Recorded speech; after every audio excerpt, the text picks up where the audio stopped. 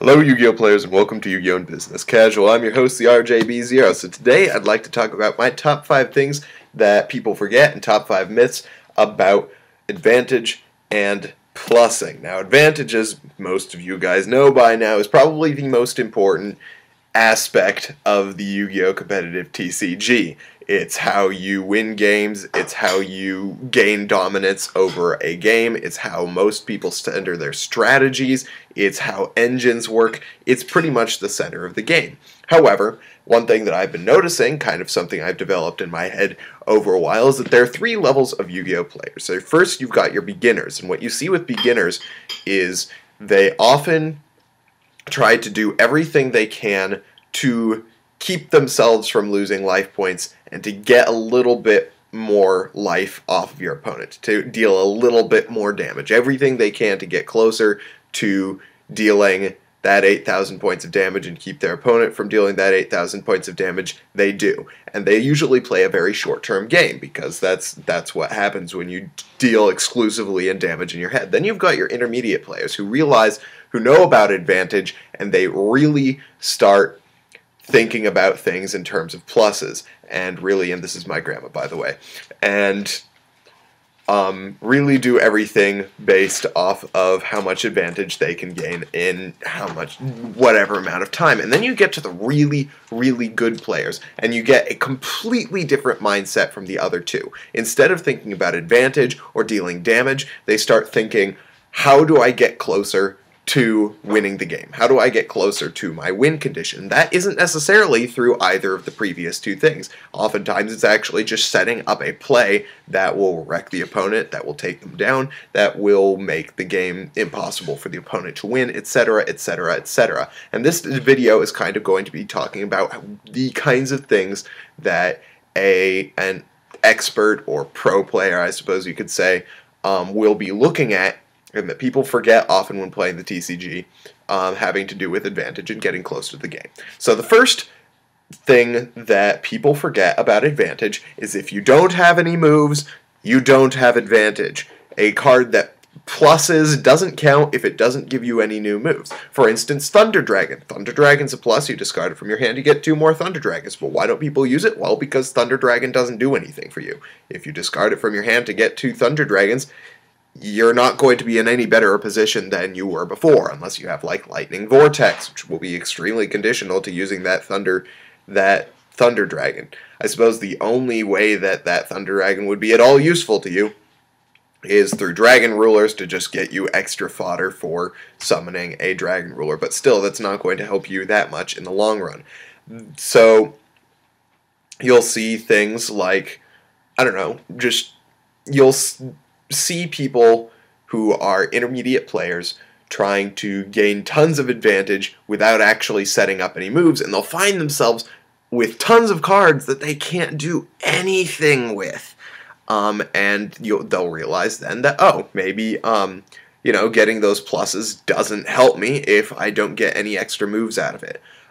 So that's one of the biggest myths, is that plussing is helpful every time. And plussing means nothing if you don't have any moves to make off of those pluses. The second myth and thing that people forget the most is when people look at the meta and they want to beat the meta and they want to beat big decks, they think the way that I beat that deck is either countering their strategies just like 1 card at a time, or by beating them in terms of pluses.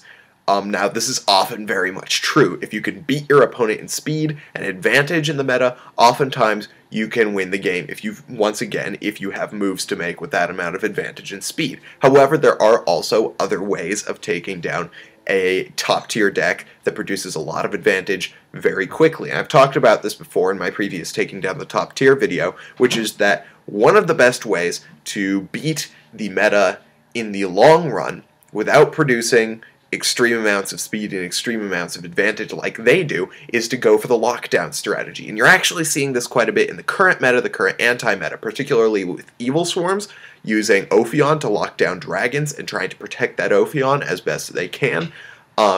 You see it with people, starting to main deck Imperial Iron Wall, which doesn't produce any advantage and is actually pretty slow, but it has a long-term lockdown effect on the Dragon Ruler and Prophecy deck.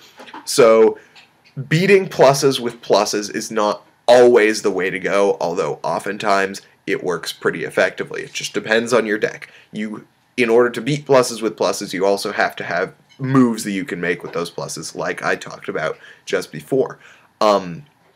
This means that there are actually strategies that you can use that can have a long-term lockdown effect and actually lose advantage over your opponent. One of the things that I've been exploring is ways to effectively create a hopper lock. And the reason why a hopper lock is so powerful is you can actually lose advantage under a hopper lock, but as long as you have cards to protect it from the things that actually take it down, things like Skill Drain, Abyss Gaius, Mass Destruction, stuff like that, you can keep beating your opponent even if they have advantage over you. Things like Dark Bribe aren't a problem. Things like, using Effect Veil or Solemn Warning, all those things that normally, Solemn Warning isn't a minus, but all those things that would normally not give you any advantage in the game will in the end actually help out a hopper lock a ton. So if you have that lockdown strategy, you can actually minus and still be going for your win condition. I'll be talking about that in a second. My third myth about or things that people forget about plussing at advantage is that cards that neg 1 or neg 2, well, usually neg 2s are pretty bad, but cards that go neg aren't necessarily inherently bad. Effect Veiler is a neg 1. Foolish Burial is one of the most broken cards for, 3 or 4 formats, and that's a neg 1.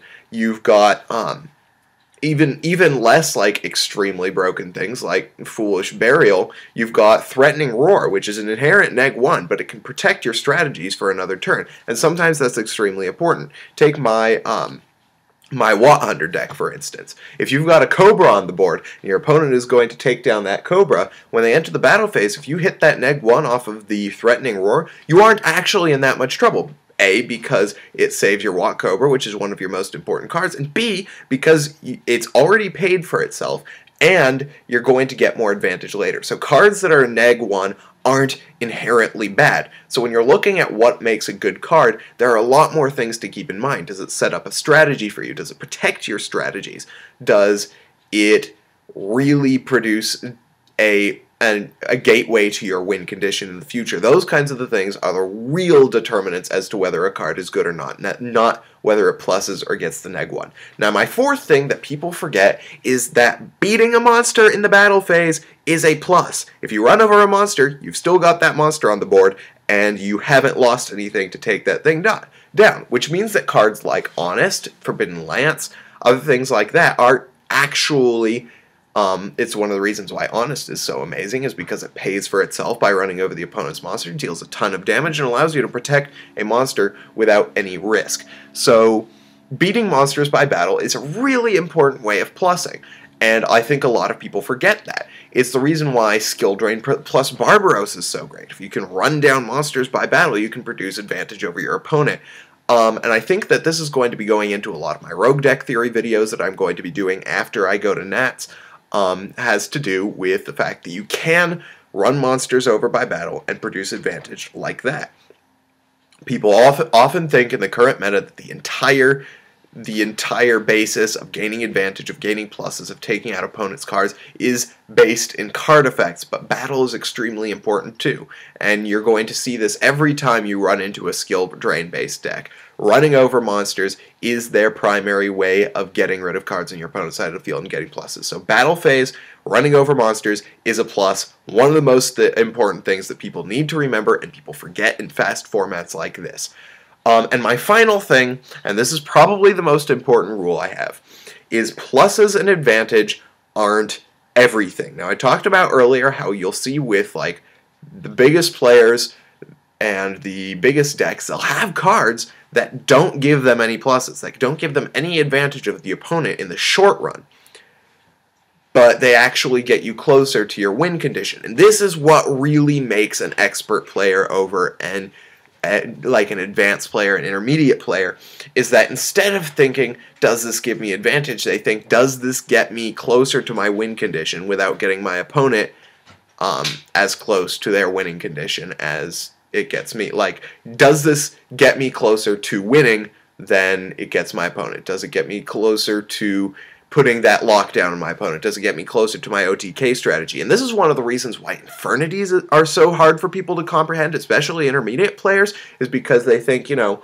I'm looking at this field of cards that all make me discard cards from my hand, that all make me go like negaton, and they think, well, how am I supposed to use this deck? And in the end, one of the most important things about infernities, it's the rule about infernities, is negs lead to pluses. Minuses lead to pluses. If you minus correctly with infernities, you actually get yourself closer to your win condition. So remember that pluses and advantage aren't everything. And when you're creating your rogue deck, when you're using your deck in a tournament, especially at Nats, you're going to have to think less in terms of advantage, less in terms of dealing damage, and more in terms of setting yourself up to win the game, setting yourself up for your win condition. So those are my top 5 myths and things that people forget about plussing and advantage. I hope you liked this video. If you liked it, give me that thumbs up. If you didn't like it, let me know why. Please comment down in the description if you want to let me know what you wanted me to talk about some things that I forget, and then subscribe for more Yu-Gi-Oh videos. Thanks for watching Yu-Gi-Oh! And Business Casual, guys. I got a jet. See ya.